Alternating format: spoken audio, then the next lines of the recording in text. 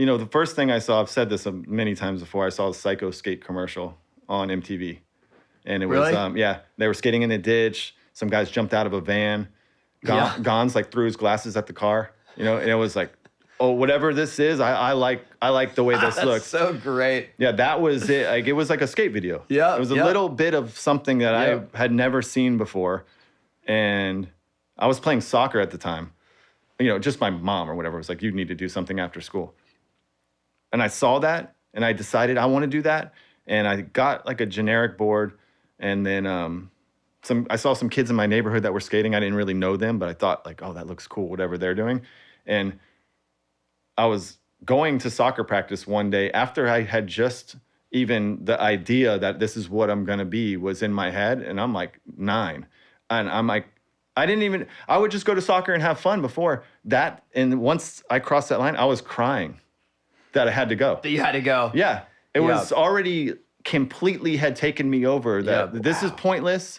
And this is all I want to do from now on. That's happened to me with baseball. At 9. At 9 years old, I was crying that I had to go play soccer, which something... How long did it take your mum to let you switch one to the other, or did she not? No, maybe I probably finished out the thing or whatever. Right, because that's what a parent has to do. Because I've had that. My son was a soccer player who, you know, everyone's talking about how he's got a future, and I'm like, as an ex-professional athlete, I feel like everybody here needs to calm down. You know what I mean? Like, you're talking about a 10-year-old, and I know soccer's got a lot of people involved in it, and you never know what he's going to decide to do. And then he decided to skating, and like he skated when he was little, and then he got into it when he was like 10, found some friends, moved, got into skating, didn't want to finish.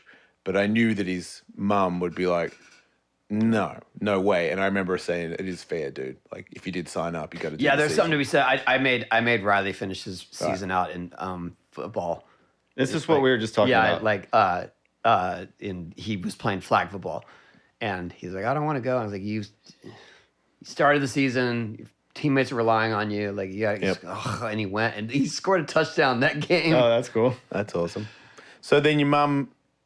You get out of it at the end of the season, and now it's skateboarding. And is there parental?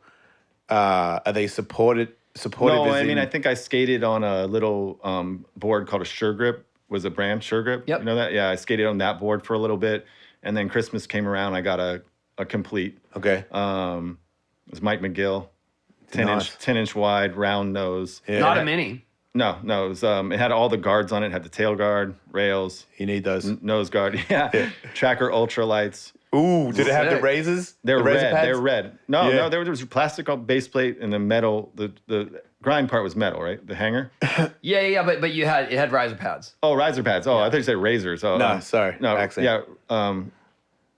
Riser pads and then OJ2 wheels. Yeah. One black, 2 black and 2 green. Dang. Yeah, it was sick. That's a special board. And then I like ollied up across the street. There was like the little rain gutter, you know? Yeah. But the top of the curb was kind of rounded. Yeah. So it was a little helpful. And I ollied up it.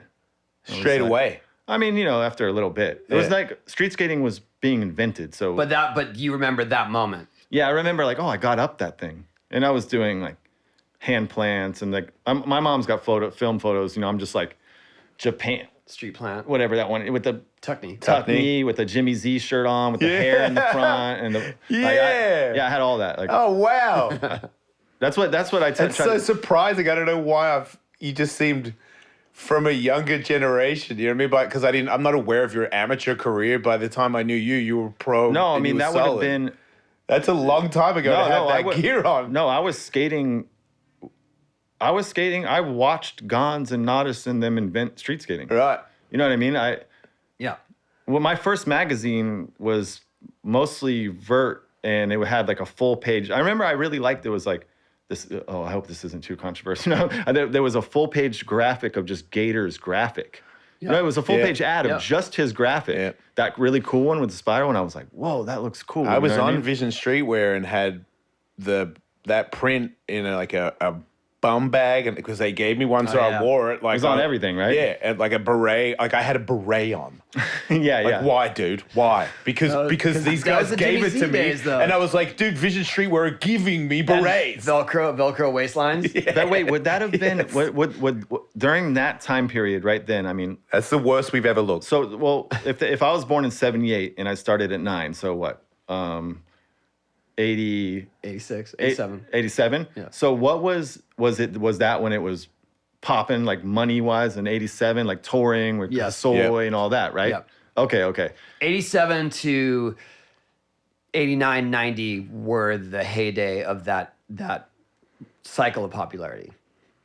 Yeah, I could tell by the magazines. I was like, this is sick. You know, I got a Thrasher, got Future Primitive from the video store. Like they had a few skate videos at the video store. Future Primitive, watched that. That was it.